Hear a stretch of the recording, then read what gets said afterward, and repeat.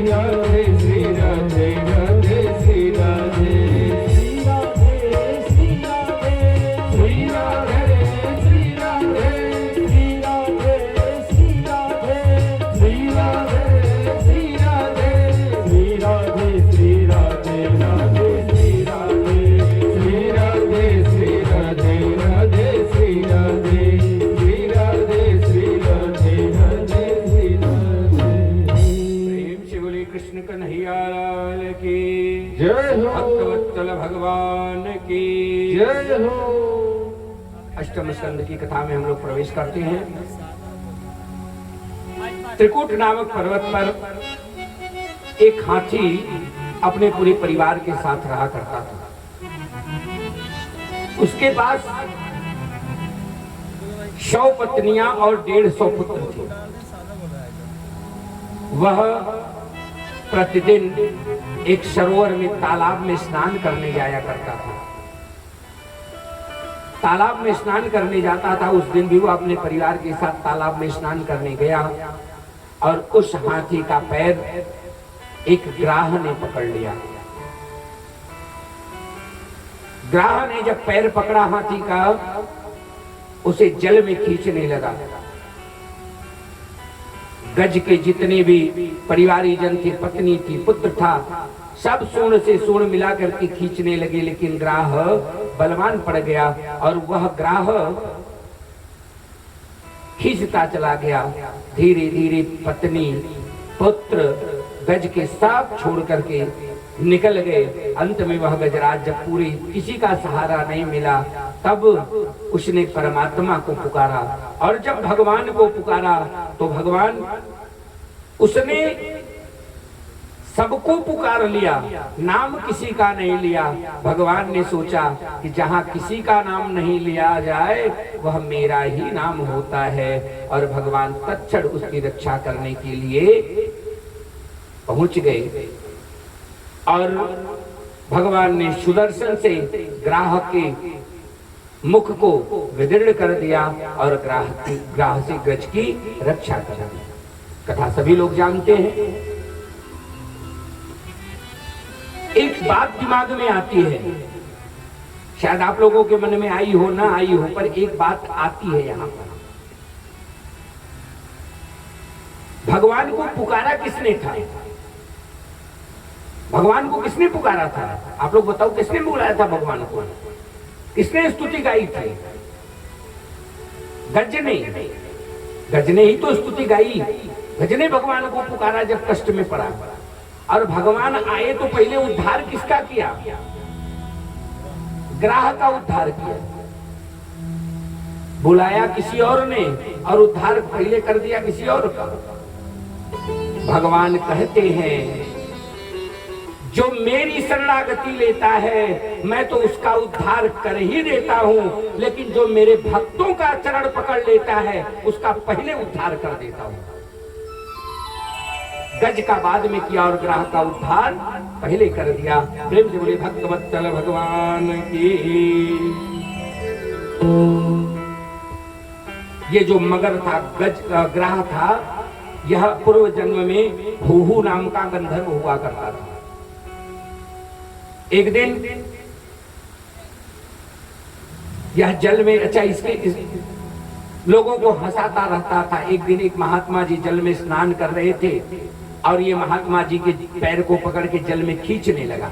और जो जल में पकड़ करके पैर खींचने लगा तो महात्मा जी डर गए और फिर उसके बाद ये हु करता हुआ बाहर निकला। महात्मा जी को क्रोध आया, उसने श्राप दे दिया, तुम मगर के जैसा, ग्राह के जैसा कर्म करते हो, जाओ ग्राह हो जाओ। उसने जब चरण पकड़ के क्षमा मांगी तो महात्मा जी ने कहा कि तुम्हारा परमात्मा के हाथों उद्धार होगा। और वही हुहू नाम का गंधर्व इस समय ग्राह बनकर के प्रकट हुआ था, जिससे भगवान ने उत्तम गति प्रदान कर दी। एक बार अगस्त जी को देख करके इंद्रद्युम्न नाम का एक राजा था जो खड़ा नहीं हुआ था। अगस्त जी को क्रोध आया। अगस्त जी ने कहा, गज के जैसे बैठे पड़े हो, संत चले जाए और तुम्हें कोई फर्क नहीं पड़ता, जाओ तुम गज हो जाओ, हाथी हो जाओ। अगले जन्म में वही ये गज बना था और भगवान की कृपा से उसका उद्धार हो गया। प्रेम से बोले भक्तवत्सल भगवान की। एक बार की बात है, दुर्वासा जी ने एक माला इंद्र को पहना दी। इंद्र ने वह माला ऐरावत को दे दी, अपने हाथी को दे दिया और हाथी ने वो माला जमीन पर फेंक करके कुचल दिया। दुर्वासा एक क्रोधी, दुर्वासा को आया क्रोध, उन्होंने श्राप दे दिया कि तुम श्रीहीन हो जाओ, तुम्हारा जितना भी तेज है, जो भी वर्चस्व है, सब समुद्र में समाहित हो जाए। दुर्वासा के श्राप से सब समाप्त हो गया। क्रोध आ गया दुर्वासा को और सब श्रीहीन हो गए। इंद्र आदि सब देवता दौड़े दौड़े भगवान विष्णु के पास गए। भगवान विष्णु ने कहा अगर समस्त संपत्ति समुद्र में चली गई है तो समुद्र का मंथन करने से ही सब निकल पाएगा, तो समुद्र का मंथन करना पड़ेगा। अब ये मंथन कैसे हो समुद्र का? तो भगवान ने कहा गिरिम चारों के गरुड़े हस्ते नेक लिया, मंदराचल पर्वत को मथानी बना दो, मंदराचल पर्वत को लेकर के आओ और उसकी मथानी बनाओ। वासुकी नाग से प्रार्थना किया कि आप रस्सी का काम, मथानी में आप रस्सी का काम करिए। वह वासुकी नाग को लेकर के आए। अब देवता दानव दोनों खड़े हो गए दोनों तरफ। भगवान ने कहा कि इसमें से अमृत निकलेगा और तुम लोग पी लेना, इससे अमर हो जाओगे। सब बड़े खुश हुए। भगवान ने एक प्रस्ताव रख दिया, देवताओं से कहा तुम लोग मुख की तरफ लगोगे और जितने दैत्य हैं ये पूंछ की तरफ जाएंगे। देवताओं ने पूछा ऐसा, दैत्यों ने पूछा ऐसा काहे, हम काहे पूंछ की तरफ? कहा देवता बड़े हैं, श्रेष्ठ हैं, इसलिए मुख की तरफ रहेंगे। दैत्यों ने कहा एक श्रेष्ठ नहीं है, हम कश्यप की औलाद है, उनसे कम थोड़ी है। और भगवान को ये चाहते थे क्योंकि जब मथानी का काम चलेगा तो वासुकी के मुख से ज्वाला निकलेगी और उस आग कोई देवता सह नहीं पाएंगे, तो पूंछ की तरफ जाए। और पहले पूंछ की तरफ लगाते तो काम गड़बड़ हो जाता। तो राक्षसों से कहा कि ये बड़े हैं, दैत्यों ने कहा हम बड़े हैं, हम रहेंगे मुख की तरफ। भगवान ने कहा तो ही लोग लग जाए। मथानी का काम प्रारंभ हुआ, ये लोग लगे सोचने झूठे बड़का बनने के चक्कर में फंस गए। मथानी शुरू हुई। अब मंदराचल पर्वत इतना भारी, मंदराचल इतना भारी धीरे धीरे समुद्र में धंसने लगा। तब भगवान ने तक्षण कच्छप का स्वरूप बना करके नीचे आकर के विराजमान हो गए। प्रेम से बोले कच्छप भगवान के जय हो। भगवान का एक और अवतार हुआ कच्छप के रूप में। मथाने का कार्य प्रारंभ हुआ और सबसे पहले मथते मथते सबसे पहले जितना पाप था सब एकत्रित होकर के विष के रूप में, हलाहल विष के रूप में निकला। त्राही त्राही मच गया चारों तरफ, किसी का ध्यान नहीं आया, सब भागने लगे। तब ध्यान किया देव देव महादेव भूतात्मन भूत भावन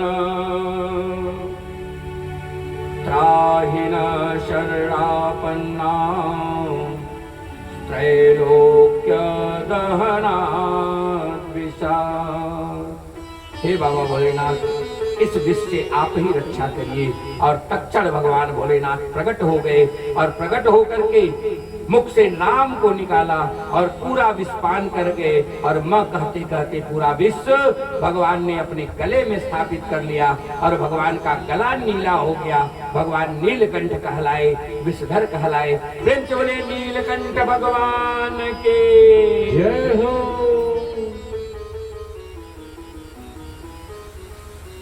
किसी ने भगवान से पूछा कि प्रभु आपने विष का पान इतनी आसानी से कर लिया।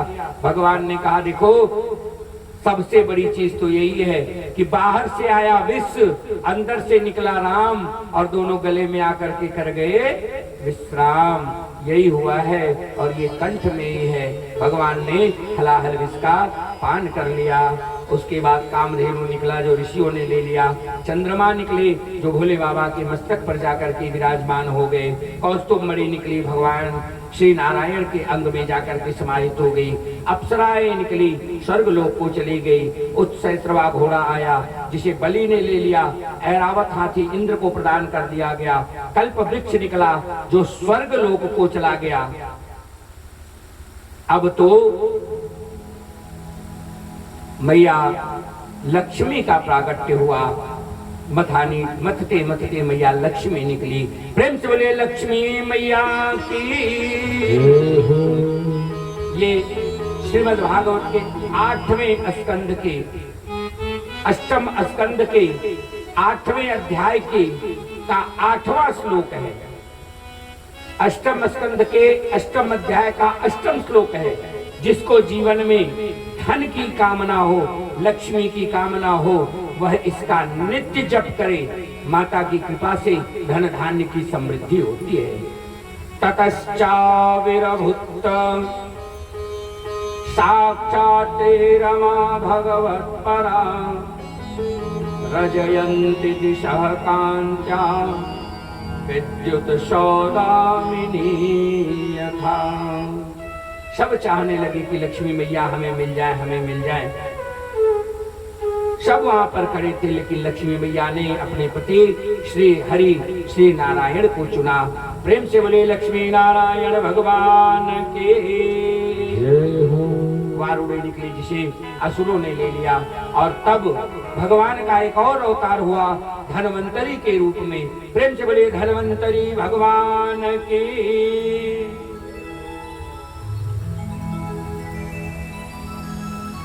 धन्वंतरी भगवान के हाथ में अमृत का कलश था, और जो अमृत का कलश देखा देवताओं ने, दानवों ने, देवता जब तक पीछे रहे तब तक दैत्यों ने छिपट लिया। और दैत्य तो दैत्य, अब सब पूरा पी जाना चाहते थे, इसलिए सब में आपस में छीना झपटी होने लगी। उससे छीने लेके सब भागने लगे, और देवता खड़े खड़े निहार रहे हैं। अब तो हो गया, सब मेहनत बेकार। इतने में भगवान ने मोहिनी का रूप बना लिया। प्रेम से बोले मोहिनी भगवान के जय हो। भगवान का एक और अवतार हुआ। भगवान ने जो छैल छबीली चाल चली देख करके सब असुर मोहित हो गए। भगवान ने पूछा, आप लोग काहे को लड़ रहे हैं? रूप को देख करके मोहित होके अब सभी असुरों ने एक साथ में कहा, इसमें अमृत भरा पड़ा है और हम लोग इसी के लिए युद्ध कर रहे हैं। तो मोहिनी ने कहा, तो आपस में मिलजुल करके बांट लो। असुरों ने कहा, तो तुम ही बांट दो। भगवान ने कहा, देखो, एक स्त्री पर इस प्रकार विश्वास कर लेना अच्छा नहीं होगा, लेकिन वो ऐसी माया चली थी भगवान ने कि सब असुर मोहित हो गए। कहा, नहीं, हमें तुम पर विश्वास है। तो कहा, तो दोनों तरफ, एक तरफ देवता बैठ जाओ, एक तरफ सब असुर बैठ जाओ, और हम दोनों को पान करा देंगे अमृत का। धीरे से दैत्यों के कान में कहा, ऊपर वाला हल्का हल्का अमृत है, गाढ़ा वाला नीचे है। पहले देवताओं को पिला देते हैं, अब बाद में गाढ़ा वाला तुम लोगों को पिलाएंगे। सब बैठ के टकर टकर एक टक निहार रहे हैं, और देवताओं को पिलाना भगवान शुरू कर दिए। एक राक्षस था, दैत्य था, जिसका नाम था स्वरभानु।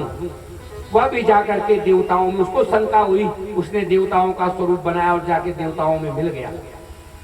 और जो ही जाकर के मिला, सब तो अमृत का पान कर गए। स्वरभानु ने भी अमृत का पान किया। इसी समय सूर्य और चंद्रमा ने इशारा किया, अरे ये तो दैत्य है। भगवान तुरंत अपने स्वरूप में आए और उसका सर धड़ से अलग कर दिया। वही राहु और केतु बने। प्रेम से बोले भक्तवत्सल भगवान की। अब तो संग्राम छिड़ गया दैत्यों और दानवों में, और जो संग्राम छिड़ा, दैत्य कमजोर पड़ गए, क्योंकि अमृत का पान कर लिया था। देवताओं ने सभी दैत्यों का वध कर दिया। जितने दैत्य थे, बलि इत्यादि सबको मार डाला। शुक्राचार्य ने संजीवनी विद्या का प्रयोग करके पुनः सभी असुरों को जीवित किया और पुनः सभी असुर खड़े हो गए। इस बार ब्राह्मणों ने यज्ञ के द्वारा बलि को एक दिव्य रथ दिया। उस रथ का प्रभाव इतना था कि सब उसके प्रकाश से थर थर कांपने लगी। त्रैलोक की विजय का आशीर्वाद दे दिया ब्राह्मणों ने और बलि ने त्रैलोक की विजय कर लिया, तीनों लोगों पे राज्य कर लिया। लेकिन वह बहुत धार्मिक प्रवृत्ति का था। बलि इधर सभी देवताओं को मार करके जब भगा दिया तो सब देवता अपने अपने इधर उधर जाकर के छिपने लगे। देवताओं की माता अदिति को बड़ी चिंता हुई कि अब देवताओं का क्या होगा। तो मैया ने पयोव्रत किया, जिसके प्रभाव से पयोव्रत के प्रभाव से मैया अदिति के यहाँ एक बालक का जन्म हुआ और कोई ऐसा वैसा बालक नहीं। तम बटुम्बामनं दृष्ट्वा मोदमाना महर्षयः। बटुबामा बौने से एक बालक का जन्म हुआ। प्रेम से बोले वामन भगवान के। और हुआ कब था?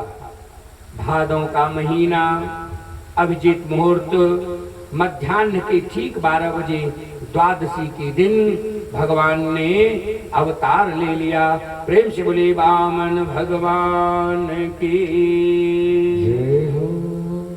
मैया सावित्री ने, सविता ने गायत्री प्रदान की, बृहस्पति जी ने यज्ञोपवीत कराया, कश्यप जी ने मेखला दी, चंद्रमा ने दंड दिया, ब्रह्मा ने कमंडल दिया, कुबेर ने भिक्षा पात्र दिया और पार्वती मैया ने भिक्षा दिया। भिक्षा ले जाकर के गुरु के चरणों में अर्पित किया बृहस्पति के। देव गुरु बृहस्पति ने कहा हमें यह नहीं चाहिए, हमें तो त्रैलोक्य की भिक्षा चाहिए, हमें त्रैलोक्य ला करके दे दो। ये त्रैलोक्य कैसे मिलेगा?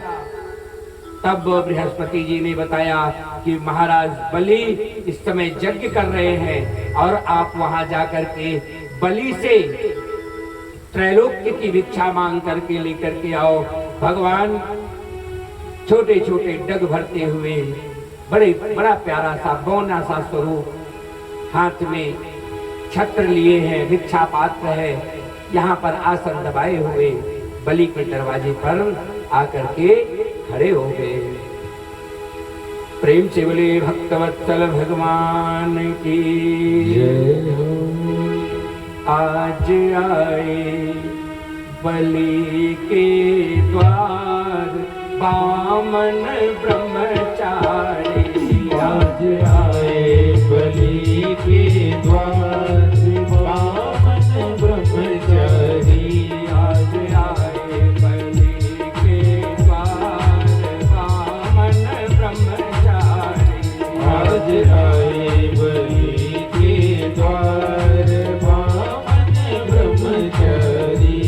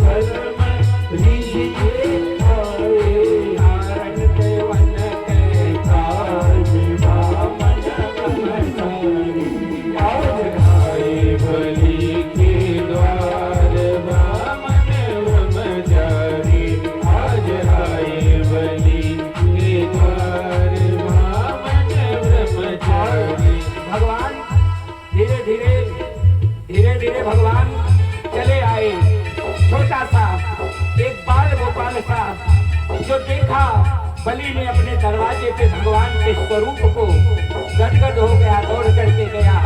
ब्राह्मण देवता आप हमारे दरवाजे पर आए हैं, साष्टांग चरणों में लेट गया। लेट करके बोला आप मांग लो, क्या चाहिए आपको? धन चाहिए, धान्य चाहिए, पृथ्वी चाहिए, राजमाल दे दूं, आपके जैसे किसी ब्राह्मण कन्या से विवाह कर दूं। भगवान वामन ने कहा मुझे कुछ भी नहीं चाहिए, मैं ठहरा संतोषी ब्राह्मण, मुझे कुछ लेने की आवश्यकता नहीं है। बलि ने कहा मेरे यज्ञ में आए हैं, मुझे तो देना है। भगवान ने कहा वो तो है ही, आप बलि के पौत्र महाराज विरोचन के पुत्र बलि हो, आपके पूर्वज जब इतने दानी थे तो आपके दान की प्रशंसा कौन नहीं कर सकता। आप तो बहुत बड़े दानियों के परिवार से हो। इतनी तारीफ करके बलि और गदगद हो गया, इसी से लेना है तो उसको कुछ और चढ़ाओ, और चढ़ाओ। खूब चढ़ाया भगवान ने। और भगवान को जब देखा, भगवान नहीं अब तो लेना पड़ेगा, अब तो लेना पड़ेगा। भगवान ने कहा दोगे तो सुन लो, मैं संतोषी ब्राह्मण 3 पग जमीन दे दो, मैं अपने पैर से नापूंगा। बलि खिलखिला के हंस पड़ा, अपने पैर से 3 पग जमीन नापोगे, कितना ले पाओगे? वो मैं नहीं जानता, पक्की नहीं पग नापूंगा, बस उतनी जमीन मैं बैठ करके भगवान का नाम मंत्र जप लूं, इससे ज्यादा की जरूरत नहीं है। सुखदेव जी को शंका हो गई, बलि के दरवाजे पर आकर के ये जमीन मांग रहा है। सुखदेव भगवान ने ध्यान लगाया, कहा ये तो विष्णु है। जाके कान में कहा सुनो सुनो सुनो, मत देना, ये विष्णु है। बलि ने कहा कि अगर ये विष्णु होंगे तो इतिहास कहेगा कि एक दिन भगवान विष्णु को भी बलि के सामने याचना करनी पड़ गई, और अगर वामन होंगे तो 3 पग से ज्यादा नहीं नापेंगे।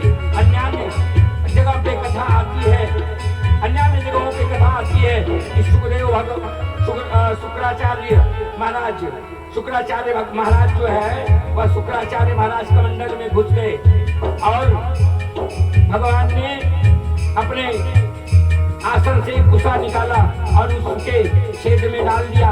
शुक्राचार्य की एक आंख पधार गई। लेकिन भागवत में कहा जाता है कि भगवान के स्वरूप को देख करके शुक्राचार्य ने श्रीहीन होने का श्राप दे करके यज्ञ को छोड़ दिया। और ऐसे परमात्मा ने जब संकल्प करा लिया 3 पग देने के लिए, तब क्या किया? तो ही पग ना पात्र भुवन को, तो ही पग ना पात्र भुवन को, तो ही पग ना पात्र भुवन को, तो ही पग ना पात्र भुवन को। सर्पले के भाल वामन ब्रह्मचारी, आज आए बलि के द्वार वामन ब्रह्मचारी, आज आए बलि के द्वार वामन ब्रह्मचारी। धीरज व्यास लेत बलैया, धीरज व्यास लेत बलैया, धीरज व्यास लेत बलैया, धीरज व्यास लेत बलैया। प्रभु के चरित आधार वामन ब्रह्मचारी, आज आए बलि के द्वार वामन ब्रह्मचारी, आज आए बलि के द्वार वामन ब्रह्मचारी, आज आए बलि के द्वार वामन ब्रह्मचारी, आज आए बलि के द्वार वामन ब्रह्मचारी। प्रेम शिवरी आनंद सच्चिदानंद भगवान की जय, भक्तवत्सल भगवान की जय, वृंदावन बिहारी लाल की जय हो।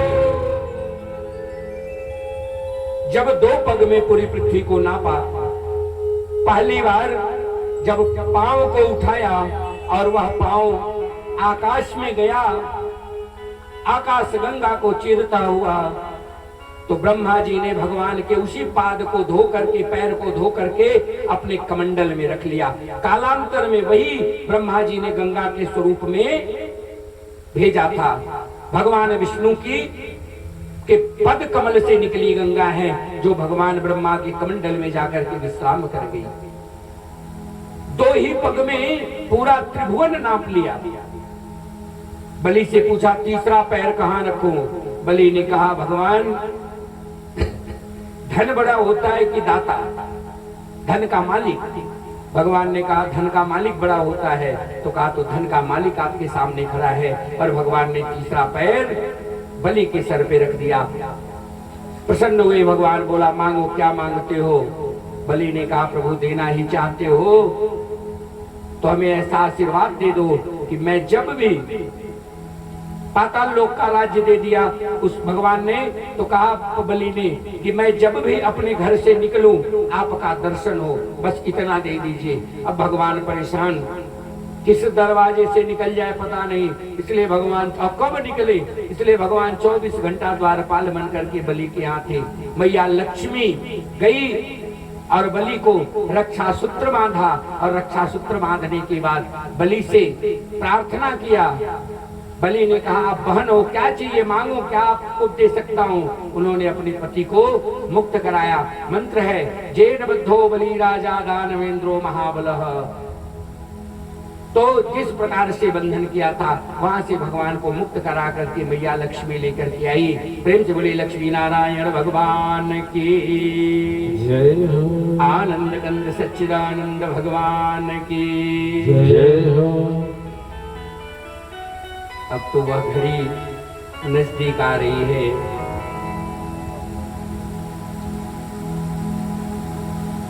भगवान श्री नारायण, नारायण के पुत्र हुए ब्रह्मा। ध्यान से सुनिएगा। नारायण, नारायण के पुत्र हुए ब्रह्मा। ब्रह्मा के पुत्र हुए मरीचि। मरीचि के पुत्र हुए कश्यप। कश्यप के पुत्र हुए विवस्वान सूर्य। विवस्वान सूर्य के पुत्र हुए श्रद्धदेव। इनके पुत्र हुए मनु। मनु के 10 पुत्र हुए, जिसमें सबसे बड़े थे नभग। नभग के पुत्र हुए नाभाग, और नाभाग के पुत्र हुए महाराज अम्बरीश। ये वही महाराज अम्बरीश थे। अम्बरीश जी एकादशी का व्रत करते थे। महाराज अम्बरीश राजा थे, लेकिन परमात्मा को भोग लगाने के लिए अपने हाथ से स्वयं चक्की चलाते थे। अपने हाथ से जल निकाल करके लाते थे, उसी से भगवान का भोग प्रसाद अपने हाथ से बनाते थे और ठाकुर जी की सेवा करते थे। एक बात बताऊं आपसे, एक बार अम्बरीश जी चक्की चला रहे थे, भजन गुनगुना रहे थे और पसीना चल रहा था, शरीर से पसीना निकल रहा था। कन्हैया को दया आ गई और भगवान आकर के स्वयं अपनी पीतांबरी से हवा करने लगे। कौन होगा ऐसा जो भगवान की सेवा कर रहा हो और भगवान अपनी पीतांबरी से उसको हवा दे रहे हो? कौन होगा इतना भाग्यशाली? ऐसी थी अम्बरीश जी। अम्बरीश जी की सेवा में सुदर्शन को छोड़ दिया रक्षा में। वह सुदर्शन सदैव अम्बरीश जी की रक्षा किया करता था। एक दिन एकादशी का दिन था। एकादशी का महात्म्य बताते हैं। एकादशी का दिन अम्बरीश जी ने एकादशी का व्रत किया हुआ था। अगले दिन प्रातः काल का समय हुआ, दुर्वासा जी पहुंच गए। और दुर्वासा जी जब पहुंचे हैं तो दुर्वासा जी ने कहा कि अम्बरीश, हम भी एकादशी है और हम दोनों लोग एक साथ में एकादशी व्रत का पारण करेंगे। ऐसा कह करके दुर्वासा जी चले गए और दुर्वासा जी पूजा पाठ संध्या वंदन करने में विलंब होने लगा। इधर तिथि 6 होने वाली थी। अम्बरीश जी ने पूछा संतोषी सबने कहा कि भगवान का पादाम्बुज चरणामृत ग्रहण करने से व्रत भंग भी नहीं होता और पारण भी हो जाता है। वही किया और जो ही व्रत का पारण किया इसी समय दुर्वासा जी आ गया। क्रोध आ गया दुर्वासा जी को। दुर्वासा ने कहा, रे दुष्ट, तुमने अतिथि का दुराग्रह किया है। मैंने कहा था कि साथ में पारण करेंगे और ऐसा कह करके अपने मंत्र बल से, तप बल से कृत्या नाम की एक राक्षसी प्रकट कर दी। और वो कृत्या जो ही दौड़ी अम्बरीश को मारने के लिए, अम्बरीश के पास परमात्मा का दिया हुआ जो सुदर्शन था उसने कृत्या को अंग भंग कर दिया और अम्बरीश को उनको दुर्वासा को दौड़ा लिया मारने के लिए। आगे आगे दुर्वासा, पीछे पीछे चक्र, आगे आगे दुर्वासा, पीछे पीछे चक्र। दुर्वासा ब्रह्मा जी के पास गए, शिव जी के पास गए, सभी देवी देवताओं के पास गए, अपने पिता अत्रि जी के पास गए, पर तीनों लोक में कोई रक्षा करने वाला नहीं था। भगवान विष्णु के चरणों में जाकर के लेट गए। भगवान ने कहा कि मैं तो भक्त के बस में हूं, मैं कुछ नहीं कर सकता। वहां से दुर्वासा भाग करके आ रहे थे, बीच में नारद जी मिल गए। नारद जी ने समझाया, भैया अगर ये चक्र तुम्हारा वध करने वाला होता तो अब तक कब का मार दिया होता। तब दुर्वासा को भान हुआ और दुर्वासा ने पूछा कि क्या करें, जिसका अपराध किया है उसी की शरणागति ले लो। दौड़ करके दुर्वासा आए और अम्बरीश के चरणों में गिर पड़े। अम्बरीश जी ने उठाया, हृदय से लगाया। 1 वर्ष का समय व्यतीत हो गया था, लेकिन अम्बरीश जी ने एक बूंद जल भी मुंह में ग्रहण नहीं किया था। 1 वर्ष के बाद दुर्वासा जी के साथ में बैठ करके अम्बरीश जी ने जल का पान किया था। तो एकादशी के महात्म्य से अम्बरीश जी सशरीर परमात्मा के लोक को चले गए थे। ऐसे अम्बरीश जी की कथा को जो श्रवण करता है, एकादशी का व्रत करता है, उसे परमात्मा निश्चित मुक्ति देते हैं, इसमें कोई संशय नहीं है। प्रेम से बोले भक्तवत्सल भगवान की जय हो। अम्बरीश के पुत्र हुए इक्ष्वाकु, इन्हीं से इक्ष्वाकु वंश चला। इक्ष्वाकु के हुए पुत्र विकुक्षी, विकुक्षी के पुत्र हुए पुरंजय, पुरंजय के हुए अनेना, अनेना के पुत्र हुए एक बार पृथु, पृथु के पुत्र हुए विश्वरंध्री, विश्वरंध्री के पुत्र हुए चंद्र, चंद्र के पुत्र हुए युवनाश्व।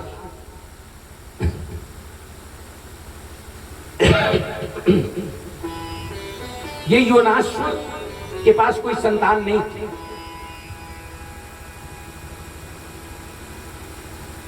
योनासु के पुत्र हुए, ये दूसरे योनासु थे। योनासु के पुत्र हुए शाश्वत, शाश्वत के पुत्र हुए ब्रह्मदस्यु, ब्रह्मदस्यु के पुत्र हुए कुलास्व, कुलास्व के पुत्र हुए कपिलाश्च, कपिलाश्च के पुत्र हुए हर्यस, हर्यस्व के पुत्र हुए निकुंभ, निकुंभ के पुत्र हुए ग्रहणार्णव, ग्रहणार्णव के पुत्र हुए कृशाश्व, कृशाश्व के पुत्र हुए सेनजित, सेनजित के पुत्र हुए योनासु। योनासु के पास कोई संतान नहीं। एक यज्ञ किया पुत्रेष्टि का। पुत्रेष्टि के यज्ञ का प्रभाव यह हुआ कि पंडित जी लोगों ने एक जल का पात्र दिया, कहा अपनी पत्नी को पिला देना, पत्नी गर्भवती हो जाएगी। रात्रि के समय युवनाश्व को प्यास लगी, भूल गए कि पत्नी को पीना है, खुद पी गए और उन्हीं को गर्भ हो गया। कालांतर में उनके पेट को फाड़ करके पुत्र बाहर किया गया। अब उस पुत्र को दुग्धपान कौन कराए, तो इंद्र आकर के अपनी कानी उंगली को फाड़ करके दुग्धपान कराए थे। मान रखा था धाता ने, इंद्र ने, इसलिए पुत्र नाम पड़ा मानधाता। मानधाता की 50 कन्याएं हुई जो शोभरी की पत्नी बनी और उनके सत्यव्रत नाम का एक पुत्र हुआ। इसी कुल में आगे चल करके फिर एक बार अम्बरीश नाम के राजा हुए। अम्बरीश के पुत्र हुए पुरकुत्स, पुरकुत्स के हुए त्रसदस्यु, इनके पुत्र हुए अनरड, अनरड के हुए हर्यश्व, हर्यश्व के पुत्र हुए अरुण, अरुण के पुत्र हुए त्रिबंधन, त्रिबंधन के पुत्र हुए त्रिशंकु। सभी लोग जानते हैं वही त्रिशंकु हैं जिनको बीच में लटका दिया था। त्रिशंकु को सशरीर स्वर्ग जाना था। विश्वामित्र जी ने तब बल से उनको ऊपर भेजा, वहां से जो है देवताओं ने नीचे भेज दिया। विश्वामित्र ने बीच में ही एक राज्य बना करके त्रिशंकु को लटका दिया, बीचे में लटका दिया। इन्हीं त्रिशंकु के पुत्र वे हरिश्चंद्र। महाराज हरिश्चंद्र को कौन नहीं जानता। दान के बल पे महाराज हरिश्चंद्र ने सत्य के बल पे परमात्मा को प्राप्त कर लिया। हरिश्चंद्र के पुत्र हुए रोहित, रोहिताश्व, रोहित के पुत्र हुए हरित, हरित के पुत्र हुए चंप, चंप के पुत्र हुए सुदेव, सुदेव के पुत्र हुए विजय, विजय के पुत्र हुए भरूक, भरूक के वृक, वृक के बाहुक, बाहुक की दो पत्नियां थी। बाहुक की दो पत्नियां थी, कोई संतान नहीं थी। एक पत्नी जब गर्भवती हुई तो दूसरी को क्रोध आ गया कि अगर इसके संतान हो गई तो महाराज इसको ज्यादा मानेंगे, इसलिए विष दे दिया, जहर दे दिया। लेकिन परमात्मा जाको राखे साइया मार सके ना कोई, परमात्मा ने रक्षा की और बालक वो जो विष ग्रहण किया था वह उसके सर पे विराजमान हो गया और वह विष के साथ में जन्म लिया, इसलिए उसका नाम हो गया सगर। गर के साथ में जो जन्म लिया हो, विष के साथ में जन्म लिया, वह हो गया महाराज सगर। सगर के पुत्र दो पत्नियां थी, एक का नाम था केशनी और दूसरी का नाम था सुमति। सगर की दो पत्नियां केशनी और सुमति। सुमति के 60,000 पुत्र पैदा हुए, जबकि केशनी के एक पुत्र हुए महाराज असमंजस। 60,000 पुत्र घर छोड़ करके निकल गए। असमंजस जब महाराज सगर ने अश्वमेध यज्ञ किया तो घोड़ा छोड़ा था। इंद्र ने वह घोड़ा ले जाकर के कपिल मुनि के पीछे बांध दिया। ढूंढते ढूंढते घोड़े को कौन खोज करके लाए, तो यही सगर के जो पुत्र थे, पूरी पृथ्वी को खोद डाला। सगर के पुत्रों के द्वारा खोदी हुई पृथ्वी से सागर बन गया। और वही घोड़ा जब कपिल मुनि के पास देखा तो सगर के 60,000 पुत्रों ने कपिल को धक्का दिया, कोई पैर से प्रहार किया। रे दुष्ट चोर, तूने घोड़ा यहाँ चुरा करके रखा है। कपिल जी की आंख खुली और कपिल की आंख खुलते ही वो 60,000 वहीं जल के भस्म हो गए। असमंजस पहुंचे, जाकर के प्रणाम किया कपिल जी को। कपिल ने कहा कि इनका उद्धार तो मां गंगा ही कर सकती हैं। और ऐसा कह करके कपिल जी ध्यान मग्न हो गए। असमंजस ने तपस्या करी। असमंजस के बाद असमंजस के पुत्र हुए अंशुमान, अंशुमान ने तपस्या करी। अंशुमान के पुत्र हुए दिलीप, दिलीप ने तपस्या करी। दिलीप के बाद उनके पुत्र हुए भगीरथ, महाराज भगीरथ ने तपस्या की और भगीरथ के प्रयास से भगवान ब्रह्मा प्रकट हुए। ब्रह्मा से पूछा मांगो क्या चाहिए। भगीरथ ने कहा हमारे पूर्वज प्रेत योनि में भटक रहे हैं, उनका उद्धार करने के लिए माँ गंगा का आवाहन करते हैं। माँ गंगा को आप हमें दे दीजिए। वही जो पादाम्बुज धोकर के कमंडल में रखा था, भगवान ब्रह्मा ने स्वीकार किया देने के लिए। कि कहा कि वेग इतना अधिक है कि कौन इसे स्वीकार कर पाएगा, पृथ्वी धंस जाएगी, फट जाएगी। तब भगवान शिव की आराधना हुई, बाबा भोलेनाथ प्रकट हुए। भगवान ने अपनी जटाएं खोल दी और मैया वह कमंडल से निकल करके भगवान के जटा में समाहित हो गई और भगवान ने जटा में बांध लिया और भगवान का नाम पड़ गया गंगाधर। प्रेम से बोलिए गंगाधर भगवान की जय हो। भगवान ने उस गंगा की धारा को लट, एक लट को केवल खोल दिया। वही गंगा आज पूरी सबको पवित्र कर रही है। प्रेम से बोलिए गंगा मैया की। भगीरथ के पुत्र हुए श्रुत, श्रुत के हुए नाभ, नाभ के हुए सिंधु द्वीप, सिंधु द्वीप के पुत्र हुए आयु, उनके पुत्र हुए ऋतुपर्ण, ऋतुपर्ण के हुए सर्वकाम, सर्वकाम के पुत्र हुए सुदास, सुदास के वंश में ही आगे चल करके सौदाम हुए, सौदास के हुए अश्मक, अश्मक के पुत्र हुए मूलक, मूलक के पुत्र हुए दशरथ, दशरथ के पुत्र हुए एविड, एविड के पुत्र हुए विश्वसह, विश्वसह के पुत्र हुए खडवांग, खडवांग के हुए महाराज दीर्घबाहु, दीर्घबाहु के हुए पुत्र महाराज अज, और अज के पुत्र हुए महाराज दशरथ। लेकिन दशरथ के पास कोई संतान नहीं थी। दशरथ के पास कोई संतान नहीं थी। दशरथ जी बिल्कुल विकल होकर के गए गुरुजी के पास, और गुरुजी से जाकर के कहा, गुरुजी आप तो सब जानते हैं, घर में हमारे पास किसी चीज की कमी नहीं है, लेकिन बस हमारे पास कमी है तो केवल एक पुत्र नहीं है हमारे पास। ऐसा करिए कि एक पुत्र हो जाए।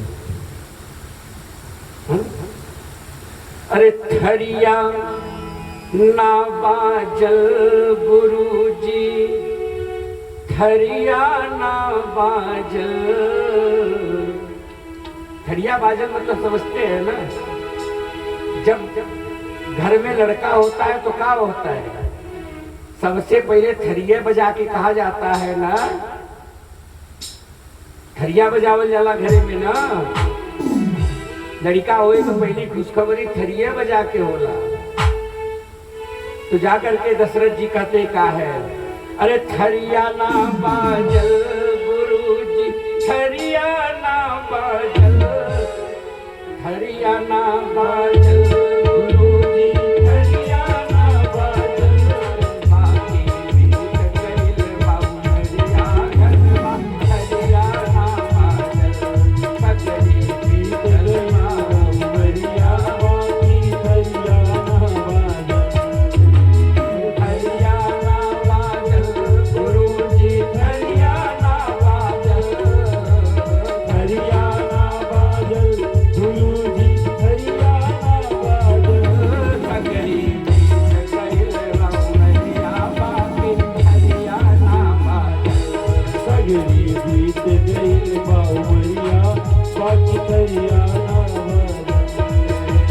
थरिया ना बाजल गुरुजी, थरिया ना बाजल, थरिया ना बाजल गुरुजी, थरिया ना बाजल। घर में तीन कोने हरिया, बाकी थरिया ना बाजल। घर में तीनों में हरिया, बाकी थरिया ना बाजल। ये तो भाव आ गया, ऐसे ही कह दिया हमने। पर गुरुजी ने कहा कि हम पुत्रेष्टि यज्ञ करेंगे, और पुत्रेष्टि यज्ञ का आपके प्रभाव से आपके घर में निश्चित पुत्र रत्न की प्राप्ति होगी, संतान होगी। इधर पुत्र यज्ञ की तैयारी, पुत्रेष्टि यज्ञ की तैयारी शुरू हुई। वशिष्ठ जी ने सब रचना रची, श्रृंगी जी को बुलाया गया, और श्रृंगी जी ने जब पुत्रेष्टि यज्ञ किया, यज्ञ का प्रभाव इतना सुंदर था कि अग्निदेव स्वयं चरु लेकर के प्रकट हो गए, खीर लेकर के प्रकट हुए, दिया दशरथ को। श्रृंगी जी ने बताया कि अपनी पत्नियों को बराबर बराबर बांटना।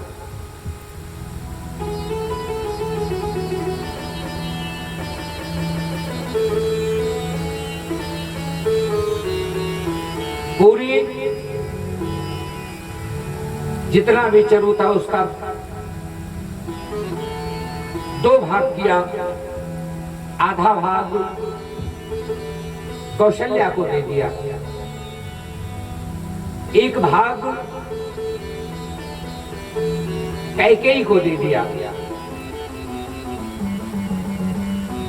और फिर जो एक भाग बचा था वह भी कौशल्या और कैकेयी को दे दिया कि आप दोनों लोग इसे सुमित्रा को दे दो, और उसका 2 भाग करके सुमित्रा को दे दिया गया।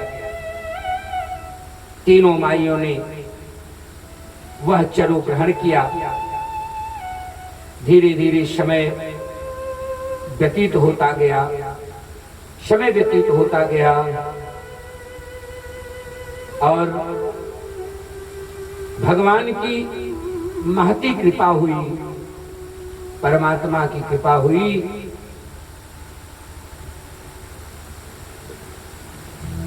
महाराज दशरथ की तीनों रानियां, महाराज की तीनों रानियां गर्भवती हुई।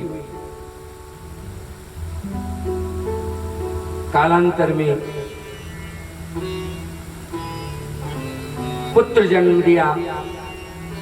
मैया कौशल्या के यहाँ भगवान राम का अवतरण हुआ। प्रेम से बोले रामचंद्र भगवान की।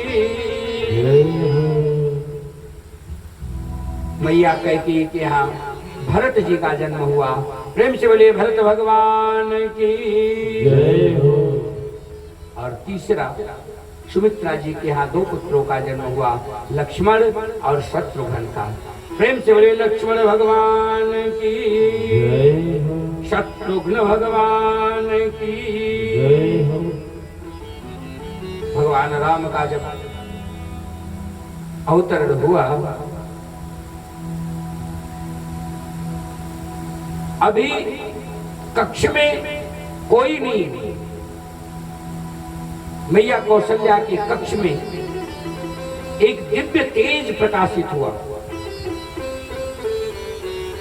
मैया ने जो उस दिव्य तेज को देखा, उठ करके बैठ गई।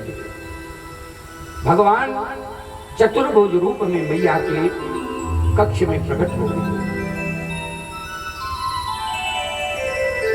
मैया कौशल्या ने हाथ जोड़ा, प्रार्थना करी। भगवान ने कहा, मैया आपने मांगा था कि आपके जैसा पुत्र चाहिए। मैंने कहा अपने समान खोजने कहा जाऊंगा, मैं स्वयं चलता हूं और मैं आ गया। मैया ने कहा, तो ऐसा पुत्र थोड़ी होता है जैसा आप बन करके आए हो।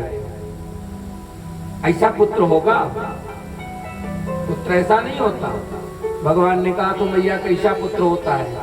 इतना बड़ा, मैं किसी से कहूंगी इतना बड़ा पुत्र है, कोई मानेगा? मैया तब क्या करें, छोटे से बन जाओ। और ये 4 हाथ नहीं चलेंगे, पुत्र 2 हाथ वाला होता है। और इतनी पीताम्बरी उताम्बरी पहन के आए हो, ऐसा नहीं चलता। मम उर्षोवासी यह उपहासी, सुनत धीर मति किरण रहे। सब लोग उपहास करेंगे। भगवान माता के कहे अनुसार छोटे से हो गए। और जब छोटे से बने हैं प्रभु, तब भगवान रोना प्रारंभ किए। और जब रोना प्रारंभ किए तो सब दास दासियां दौड़ पड़ी महाराज दशरथ के घर। महाराज बधाई हो, आपको मैया कौशल्या को पुत्र प्राप्त हुआ है। इतने में कैकेयी मैया के महल से आवाज आई, महाराज बधाई हो, कैकेयी मैया ने पुत्र को जन्म दिया है। सुमित्रा के महल से आवाज आई कि सुमित्रा मैया ने 2 पुत्रों को जन्म दिया है। इस प्रकार से परमात्मा अपने 4 स्वरूप में प्रकट हो गए। हम लोग भगवान की स्तुति का गान करते हैं। इच्छा बहुत है, ये राम कथा आपको सुनाने की बहुत इच्छा है, पर अगर प्रवेश कर जाएंगे राम कथा में तो हरि कथा कृष्ण कथा छूट जाएगी। इसलिए राम कथा भागवत जी में संक्षिप्त 9वें स्कंद में बहुत संक्षेप में लिखी गई है। कभी मैया की इच्छा होगी और प्रभु की कृपा होगी तो हम लोग राम कथा 9 दिन तक गाएंगे। ऐसी मई की इच्छा अगर हो गई और इच्छा हो गई तो हम लोग 9 दिन राम कथा गाएंगे इसी स्थान पर। गाएंगे ना, आप लोग आएंगे तब हम गाएंगे। और पता चला हम आके गाएंगे पर हमारी मैया तो सुनबे करेगी। प्रेम से बोलिए कृष्ण कन्हैया लाल की जय हो, राजा रामचंद्र की जय हो। आप लोग भी सोच रहे थे ना कि राम कथा को गुरुजी को बड़ा लंबा चौड़ा बोलना चाहिए था। सही बताऊं दिल की बात, अगर एक बार घुस गया ना तो फिर बहरवे नहीं निकल पाएंगे और फिर आप लोग घड़ी मिलाने लगेंगे। और हमें कृष्ण कथा तो कहनी ही है।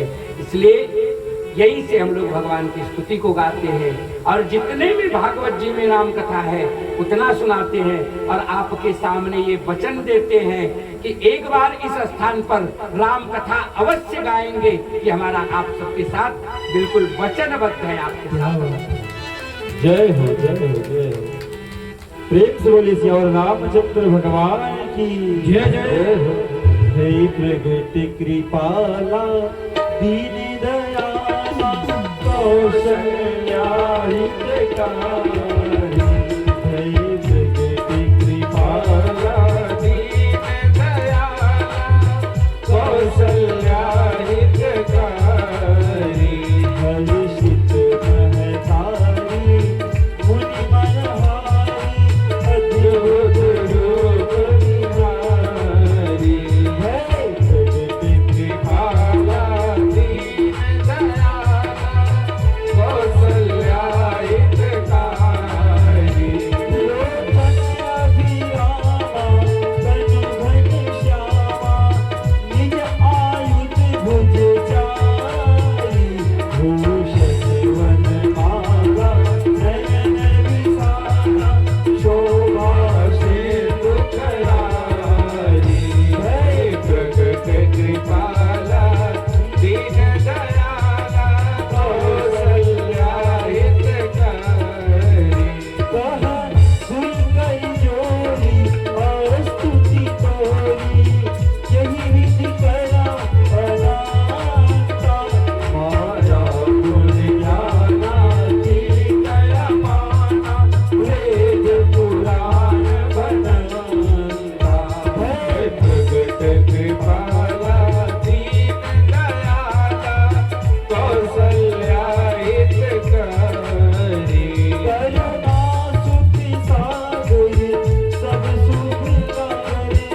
करुणा सुख सागर सब गुण आगर। जिहि गावहि सुखी संता सो अमृत लागे जन अनुरागी। भयउ प्रगट श्रीवरता। हे प्रगट कृपाला दीन दयाला कौशल्या हितकारी। ब्रह्मांड निकाया निर्मित तारा रोम रोम प्रतिवेदित है। मम पुरि सोवासी यह उपहासी सुनत धीर अति धीर जय। हे प्रगट कृपाला दीन दयाला कौशल्या हितकारी। उपजा जब ज्ञाना प्रभु मुस्काना चरित बहुत विधि कीनत है।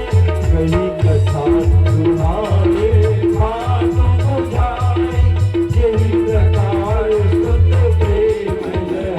हे प्रगट कृपाला दीन दयाला कौशल्या हितकारी।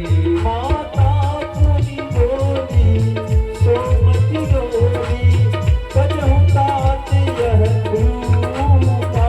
की जय शिशुलीला अति प्रिय शीला यह सुत परम अनुपा। हे प्रगट कृपाला दीन दयाला कौशल्या हितकारी। सुनी वचन सुजाना रोदन खाना होई बालक सुर भूपा।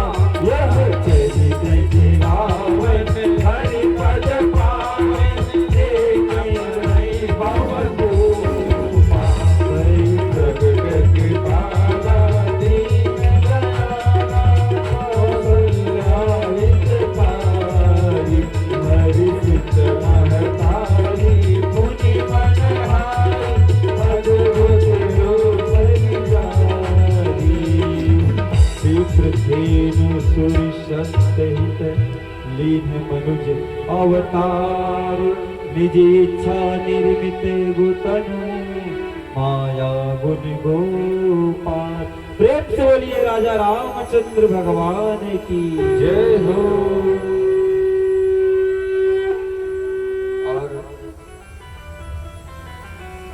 भगवान राम का अवतरण हो गया।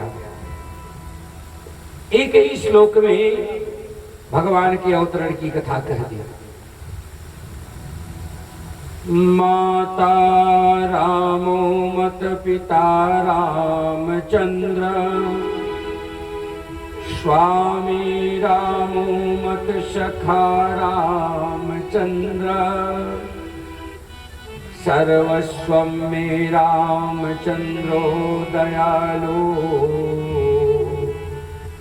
नान्यं जाने नैव जाने न जाने।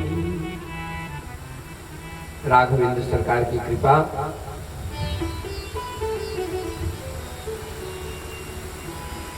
भगवान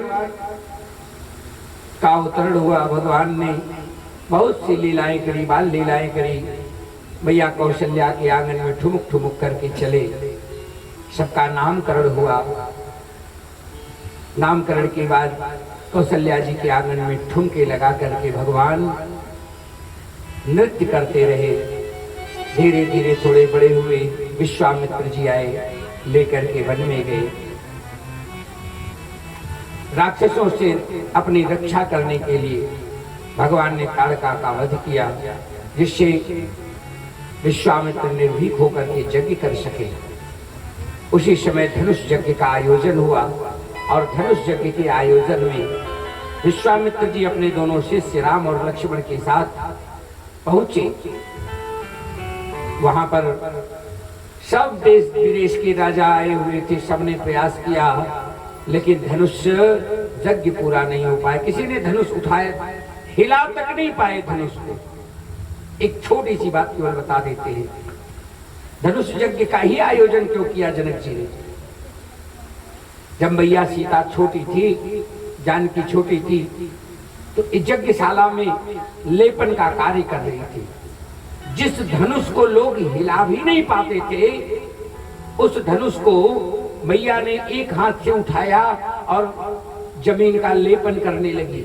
उसी समय जनक जी ने संकल्प लिया था कि जो इस धनुष को उठाएगा, हम उसी से अपनी कन्या का विवाह करेंगे। और कालांतर में वही उनका संकल्प हुआ। देश विदेश से राजागण आए, लेकिन उठाना तो दूर, वह धनुष किसी से हिला भी नहीं। उस पे प्रत्यंचा चढ़ाना था धनुष पे, लेकिन कोई हिला भी नहीं पाया। प्रत्यंचा चढ़ाना तो बड़ी दूर की बात।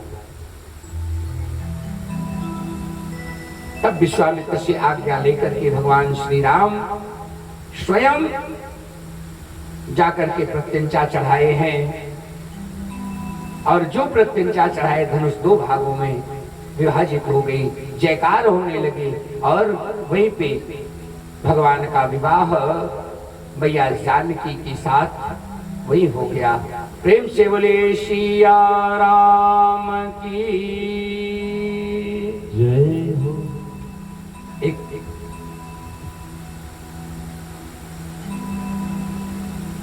धीरे धीरे भगवान ने रावण का वध किया और अपने लोक में आकर के फिर से राम राज्य की स्थापना कर दी। इतने में ही सुखदेव भगवान ने राम कथा पूरी कर दी। 9वें स्कंध तक की कथा हो।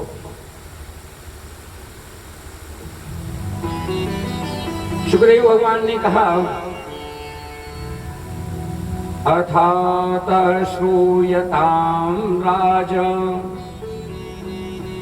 वंश सोमस्य पावन, यस्मिन्नेलादयो भूपा कीर्तयन्ति पुण्यकीर्तयः।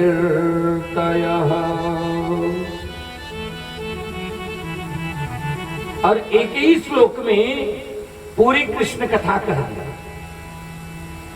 चंद्रवंश में भगवान कृष्ण का जन्म हुआ और कृष्ण ने राक्षसों का वध किया।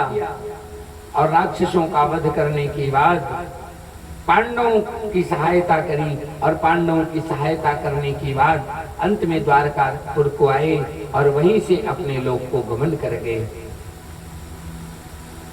और इतना कह करके भगवान सुखदेव शांत हो गए।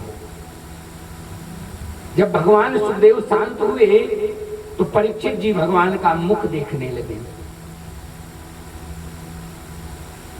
परीक्षित जी ने कहा भगवान हो गया कृष्ण कथा। सुखदेव बाबा ने कहा हाँ कह तो दिया। परीक्षित जी ने कहा प्रभु जिस कथा का इंतजार इतने समय से हम लोग कर रहे थे, जिस कथा को हम लोग इतने समय से इंतजार कर रहे थे, हमें उस कन्हैया की कथा सुननी थी जिसने हमारे पूर्वजों की पग पग पर रक्षा की थी। हमें तो उस इतिहास को, उस कथा को, उस केशव की कथा को पूरा बताइए प्रभु। ये जो कृष्ण कथा है ये ऐसी दवाई है, ऐसी होम्योपैथिक की दवाई है जिसको खाने से मीठा भी लगता है, रोग का नाश भी होता है और ये कभी नुकसान नहीं करता।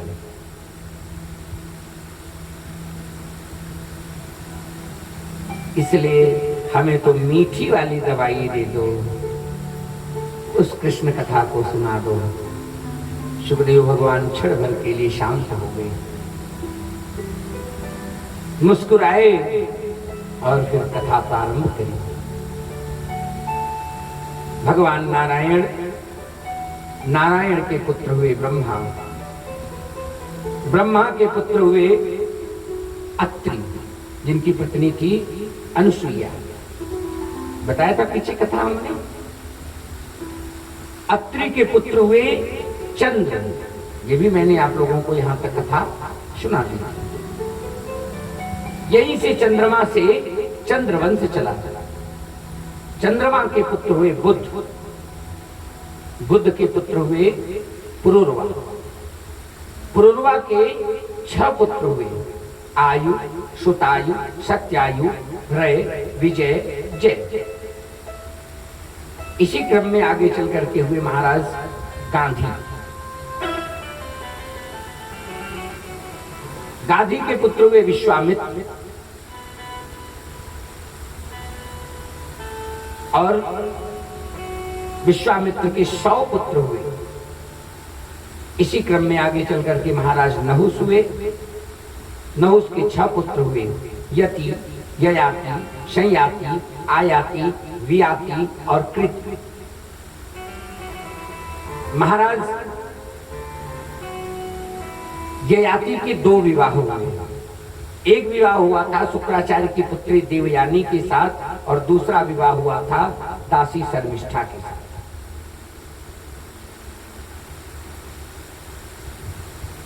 शर्मिष्ठा से जब पुत्र हुआ तब जाकर के शर्मिष्ठा से विवाह कर लिया। शर्मिष्ठा दासी पुत्र। देवयानी और शर्मिष्ठा ये दोनों जो है वह वन में कहीं जा रही थी। दासी की पुत्री थी, उसने देवयानी को एक कुएं में धकेल दिया और स्वयं राजकुमारी के सभी वस्त्राभूषण पहन करके निकल गई। ययाति को पसंद आई, ययाति ने विवाह कर लिया शर्मिष्ठा के साथ। बाद में जब बात पता चली तो देवयानी से भी विवाह कर लिया और इन्हीं से आगे पुत्र चल करके हुए द्रुहयु, अनु और कुरु। कुरु के पुत्र हुए कुरु, यहीं से कुरु वंश चला। इनके पुत्र हुए रंतिदेव, रंतिदेव के हुए भरत। यहीं से एक पांचाल वंश की और मगध वंश की शाखा चली। दूसरी तरफ जो देवयानी थी, देवयानी से 2 पुत्र हुए यदु और तुर्वसु। यदु से यदुवंश चला। यदु के पुत्र हुए देवमीढ़। देवमीढ़ के 2 पुत्र हुए अर्जन्य और शूरसेन। अर्जन्य के 9 पुत्र हुए जो 9 नंद कहलाए, वही नंद बाबा इत्यादि थे जहां पर भगवान का लालन पालन हुआ था। शूरसेन के पुत्र हुए महाराज वसुदेव। वसुदेव की 6 पत्नियां थी।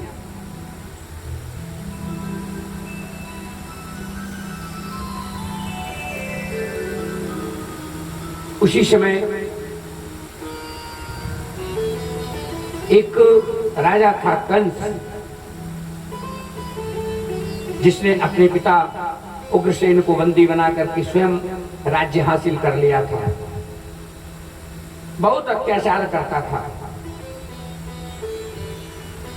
लेकिन उसके मन में एक भाव आया कि पूरी जनता जो है वह हमारे खिलाफ रहती है। उसके एक चचेरी बहन थी देवकी, उसने देवकी का विवाह अपने मित्र वसुदेव के साथ तय कर लिया। धूमधाम से विवाह किया और विवाह के बाद देवकी को रथ पर बिठा करके वसुदेव के साथ में चल दिया। वसुदेव के साथ में जब चलने लगा, खुद सारथी बन गया। अब तो वही मथुरा की जनता जो इस कंस को धिक्कारा करती थी, कंस को कहा करती थी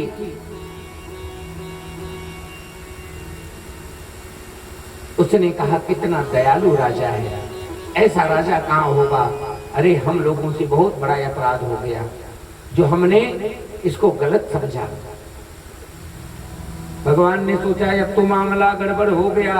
उसी समय आकाशवाणी हुई, अश्याशक्वामष्टमो गर्भो हन्तायां वहशे बुधः।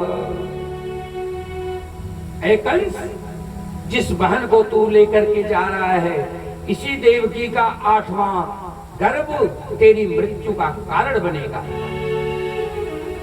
जो मृत्यु की बात सुनी कंस ने तुरंत तलवार निकाल ली, दौड़ा